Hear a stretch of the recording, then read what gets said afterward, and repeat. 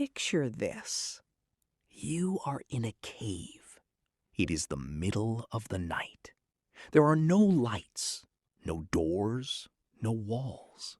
Just the opening of a rock shelter and the darkness sitting right outside it. Your group is asleep around you.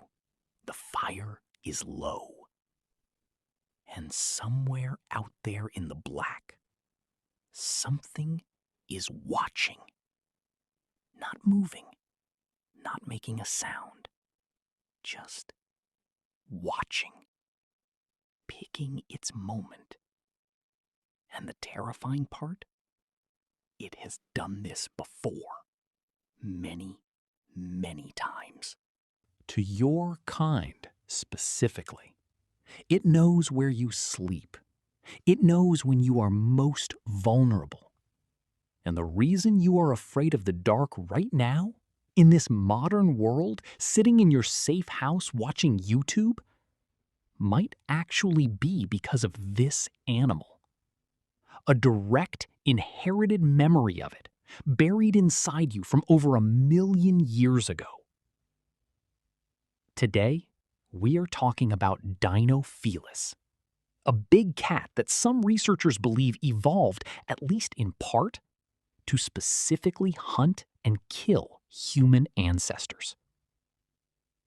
And by the end of this video, I promise you, we'll never look at the dark the same way again. Let's go. Before we even get to the cat itself, we need to talk about a massive mistake that science made. A mistake that shaped how humans saw themselves for decades. And the person who finally corrected it had to spend years digging through a cave to do it. For a long time, the dominant story about early humans was this. We were violent. We were aggressive. We were bone-smashing, skull-cracking predators who dominated the landscape through sheer brutality. There was even a name for it, the killer ape theory. An anthropologist named Raymond Dart popularized it, and for a long time, it stuck. Look at these cave sites, people said. Look at all these smashed bones. Early humans did this. This is who we are at our core. Exciting story. Dramatic, flattering in a brutal action movie kind of way. Completely wrong. A paleontologist named C.K. Brain, who most people called Bob, spent years and years carefully excavating a site called Swartkrans Cave in South Africa. He published his findings in 1981 in a book called The Hunters or The Hunted. And the title is not rhetorical, because the answer, based on everything he found, was the hunted. Early humans were not the ones doing the killing. They were the ones getting killed. Those smashed bones at cave sites? Not left by humans, left by large cats. Those caves that everyone interpreted as proof of human dominance? Feeding dens. Larders. Places where a big predator dragged its kills and ate. And the kills, more often than people were comfortable admitting, were us. One book, one researcher, one cave. It reversed everything we thought we knew about the nature of early humans. And sitting right at the center of that reversal was the animal that Bob Brain would spend years trying to understand. Dinofelis. Okay, so what actually was Dinofelis? Because the name sounds like a dinosaur, and no, it was not a dinosaur. It was a big cat. A real flesh and blood predatory mammal that walked this earth for roughly 5 million years. From about 5 million years ago, all the way to around 1.2 million years ago. So it was around for a very, very long time. It looked, at first glance, a bit like a large leopard or a small saber-toothed cat. Not the full Hollywood saber-tooth with the massive theater sword fangs. Dinofelis Dinofelis was more subtle than that, more precise. And that precision is exactly what makes it so fascinating and so disturbing. Here is the thing about modern big cats that most people do not know. Lions, leopards, jaguars, as terrifying as they are, their teeth are not actually ideal for killing a human. The canine teeth of a modern big cat are long and rounded, more like cones. And while they can definitely kill a person, they do not reliably punch through a human skull in a single bite. That is actually one of the reasons that some big cat attack victims survive today. The cat cannot always finish the job cleanly. Dinofelis did not have that problem. Dinofelis had short, flat, blade-like canine teeth. Not long, dramatic sabers. Short, stout, and geometrically precise. And what that shape allowed it to do was punch into a primate's skull with a single, controlled bite. We are not talking about a slash or a mauling.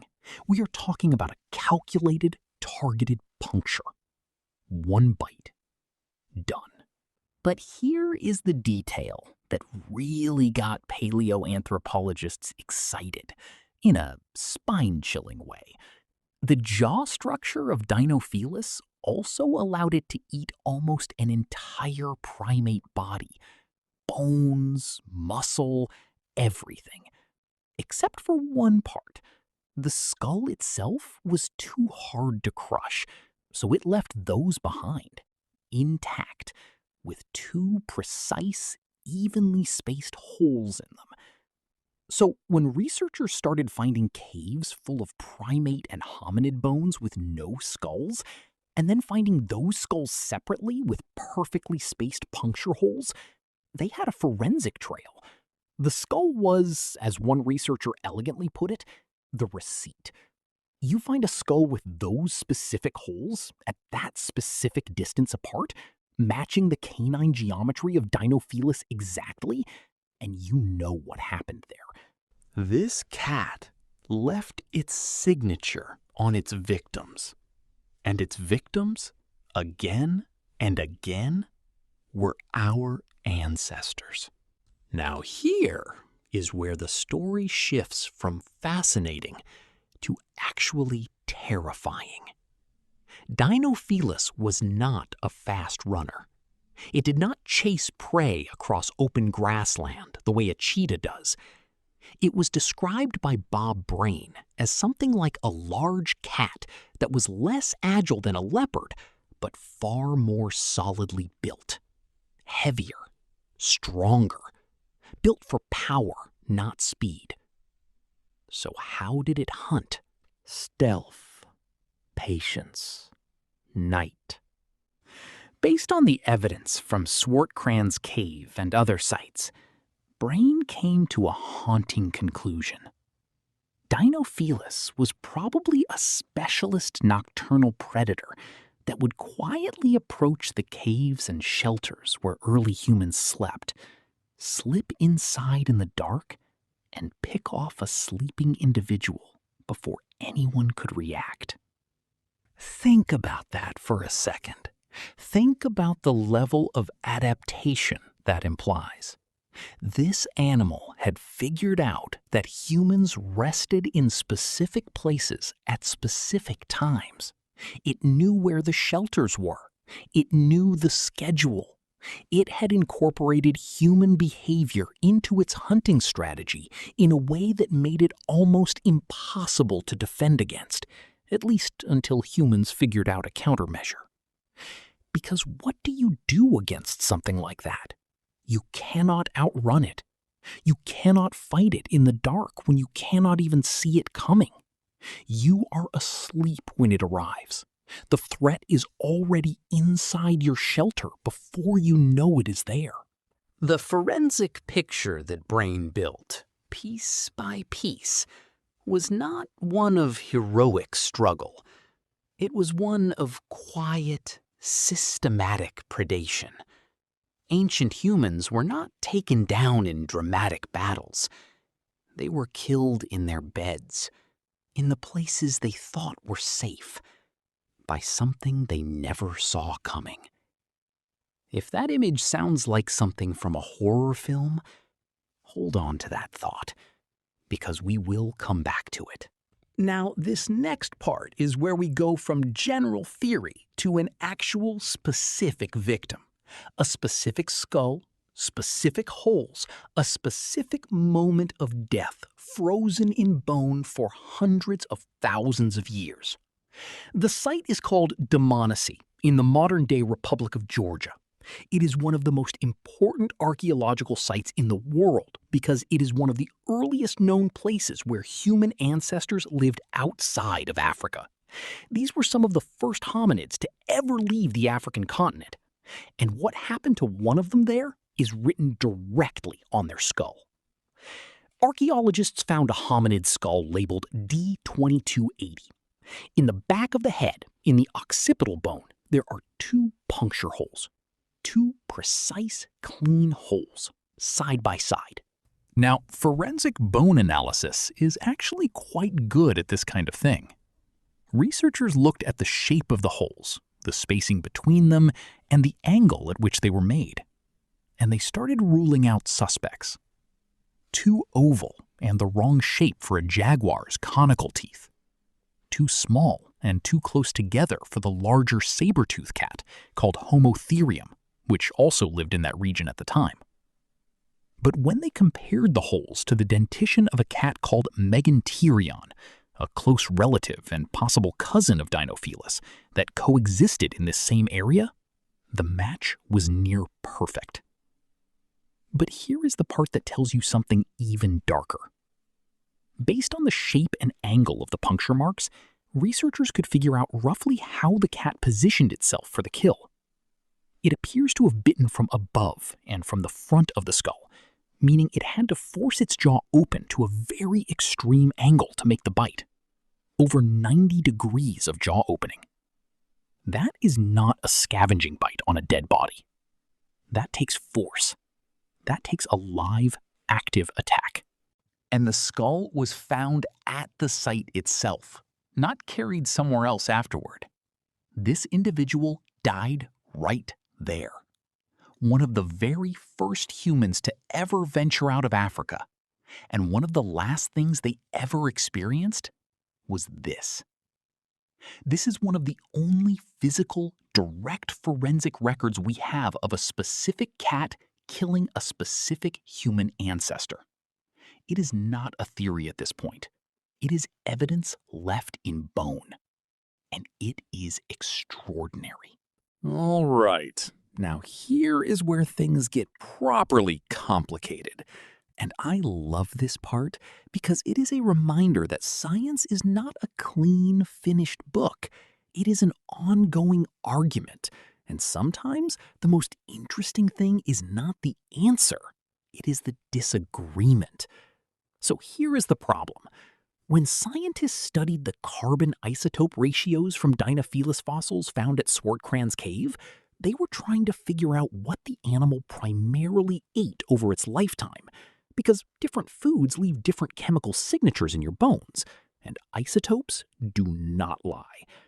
And what did the Dinofelis isotopes show?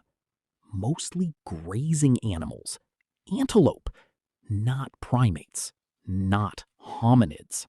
Meanwhile, the isotope data from other predators at the same site, including a related cat called Meganterion, and even the good old leopard, showed a much stronger connection to hominid prey. So the plot twist is this.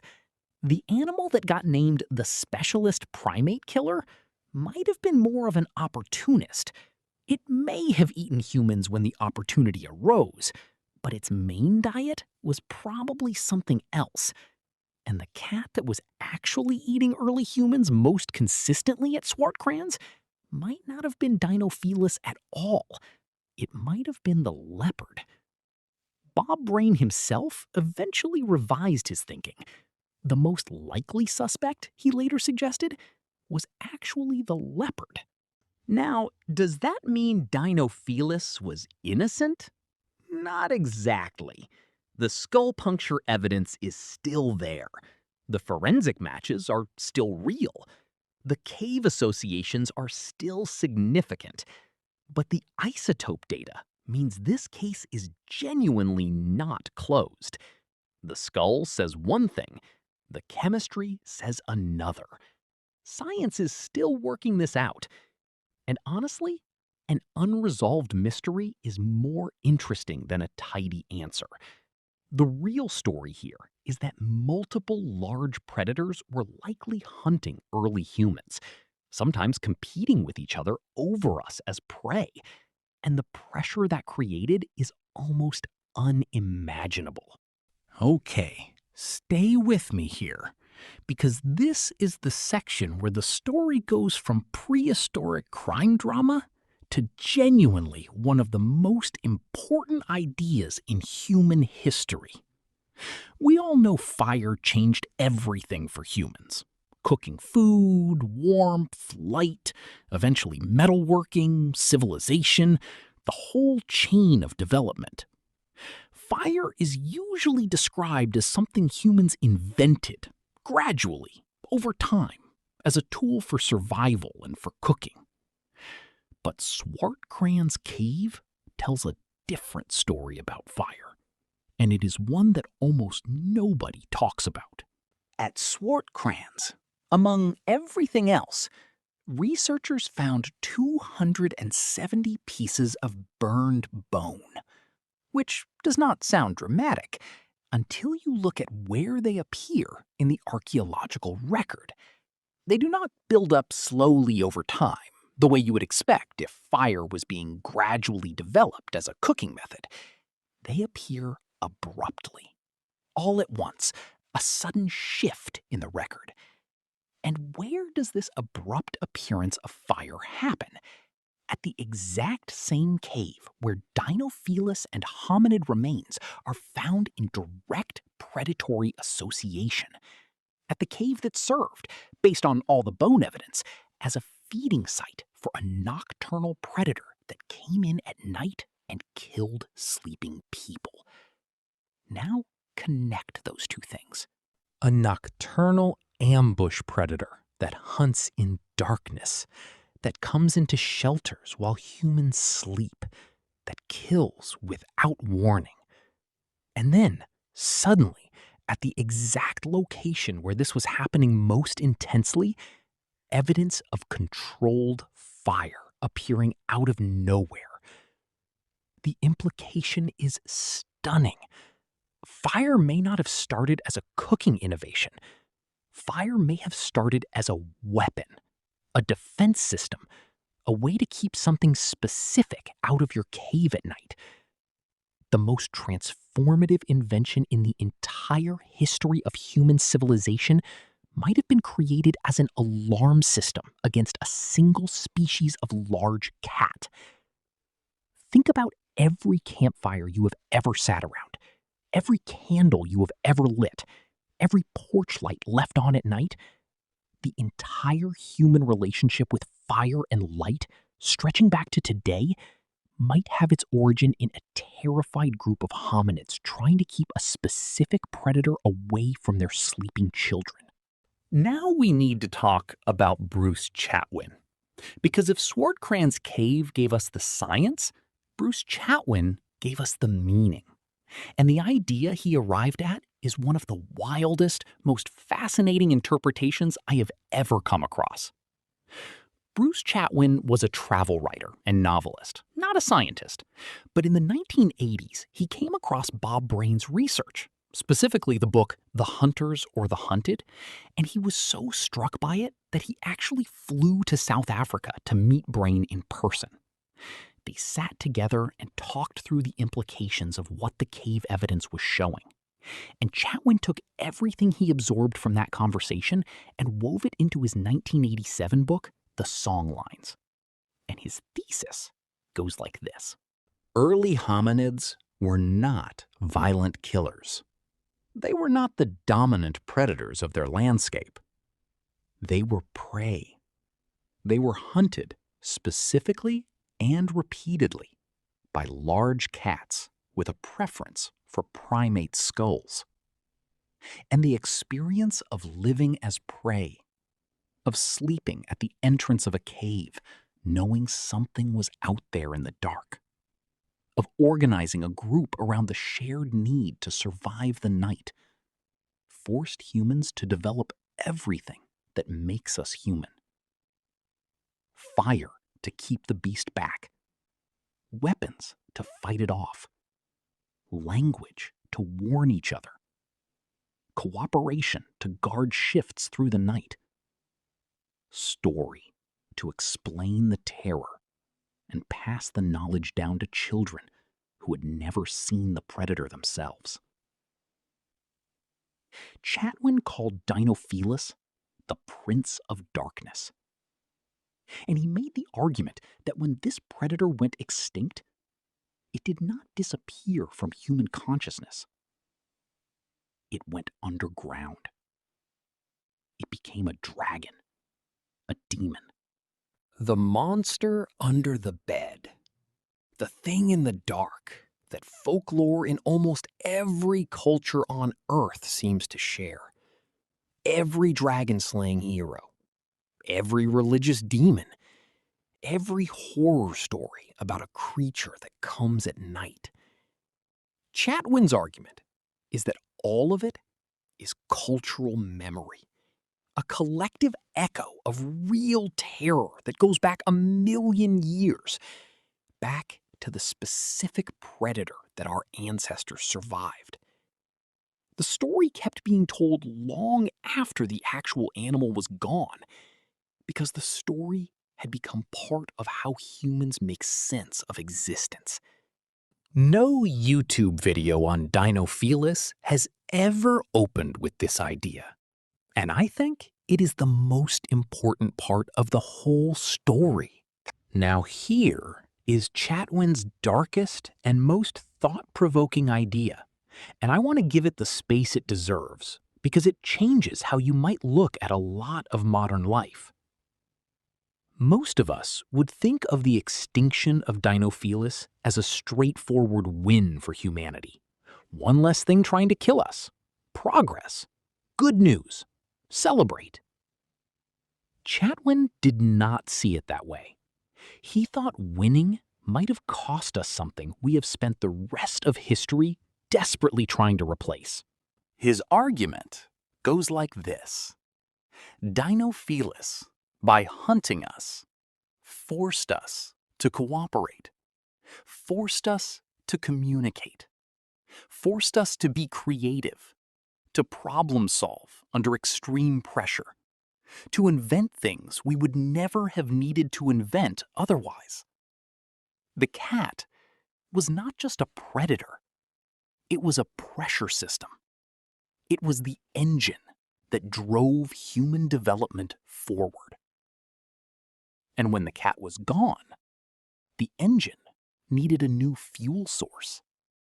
So we invented our own monsters, our own existential pressures.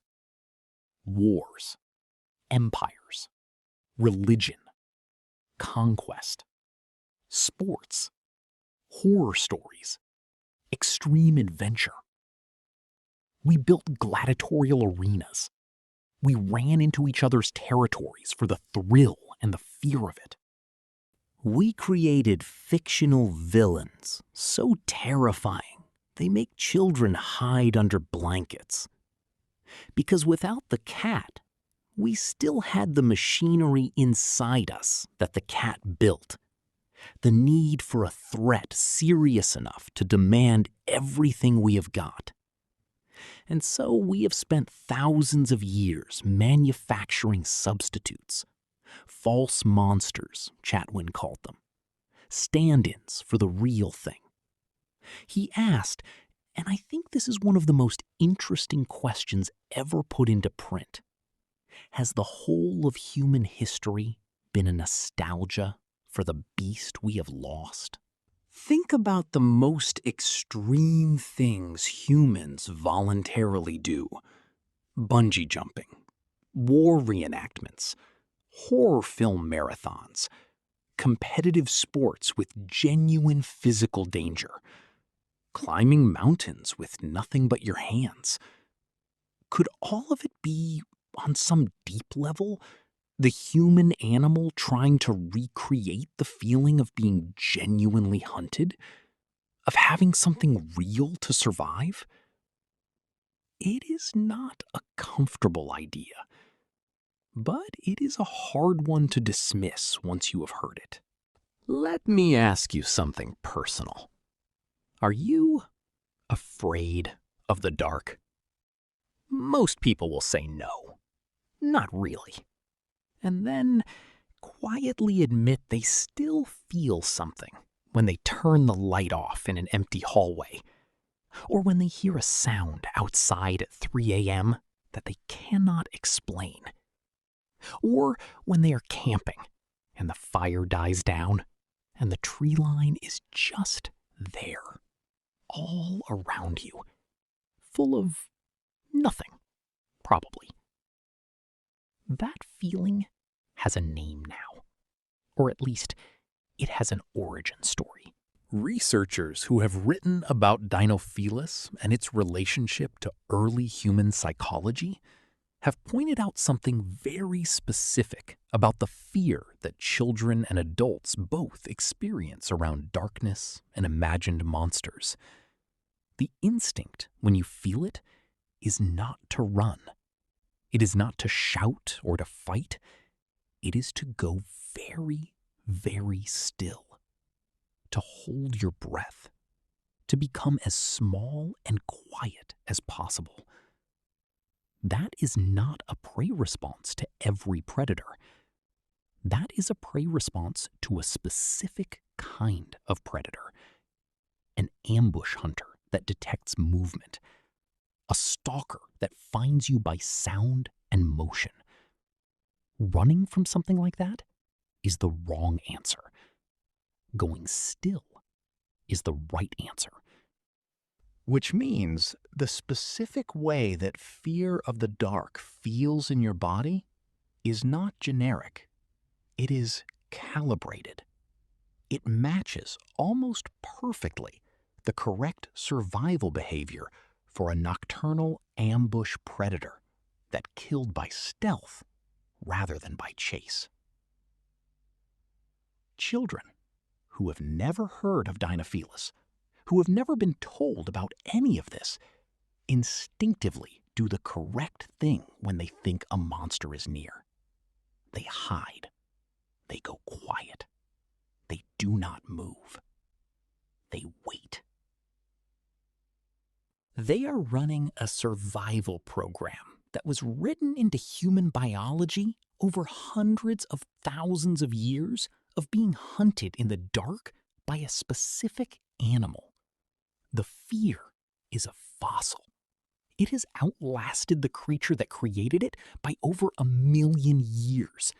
And every time a child pulls the blanket up and holds completely still in the dark, they are doing exactly what their ancestors did in that cave.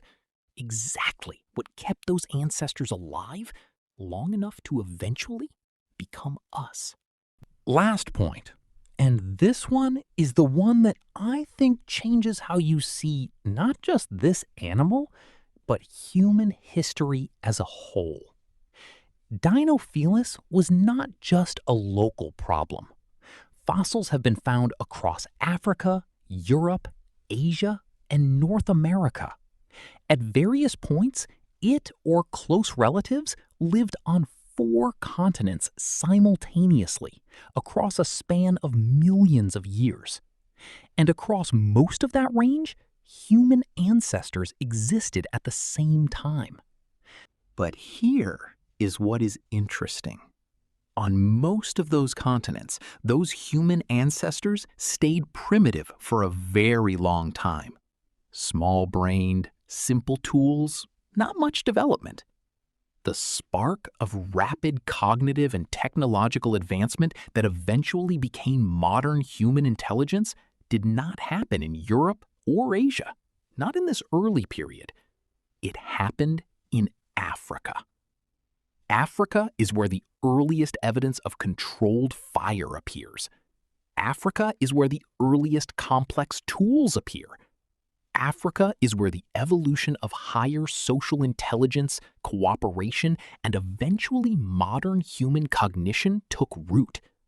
Africa is where the ancestors of every human being alive today came from. Africa is also where the relationship between Dinofelis, its relatives, and hominids was the most intense, where the cave evidence is most direct, where the predatory pressure on early humans was most documented, most severe, and most sustained over time. Is that a coincidence? Maybe. Probably. Causation is very hard to prove across 1,000,000 years of prehistory. But the pattern is there. The continent where the pressure was highest produced the survivors who were most cognitively advanced. The populations of early humans who faced the most relentless, most specialized predatory threat also produced, eventually, the lineage that developed fire, language, complex cooperation, and art. The ones who were hunted the hardest became the ones who figured out how to stop being hunted. And in doing so, became something the cat never anticipated, something that would outlast it by millions of years, something that would eventually name it, dig it up, study it, and make YouTube videos about it. Not bad for a group of terrified cave sleepers trying to survive the night. So, Dinofelis, a cat that may or may not have been a specialist human killer, depending on which evidence you trust. A predator that crept into shelters at night.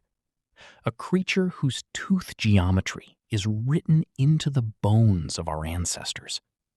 The animal that might have invented fire, that might have invented all of human mythology, that might have invented you. What I love about this story is that it does not let humans be the heroes in the simple way we are used to. We did not dominate our way to civilization. We survived our way there. We were scared and hunted and desperate, and we got creative because we had to. Because something in the dark gave us no other choice. And now that something is gone, and we have been restless ever since. If this video made you think, or just made you slightly afraid to walk to the bathroom at night, please hit like and subscribe. There are more stories like this one on the channel. Stories that flip the script on everything you thought you knew about ancient history. Drop a comment and tell me, which part got you the most? The skull with the bite marks? The fire evidence? Or Chatwin's idea about dragons? I want to know. See you in the next one.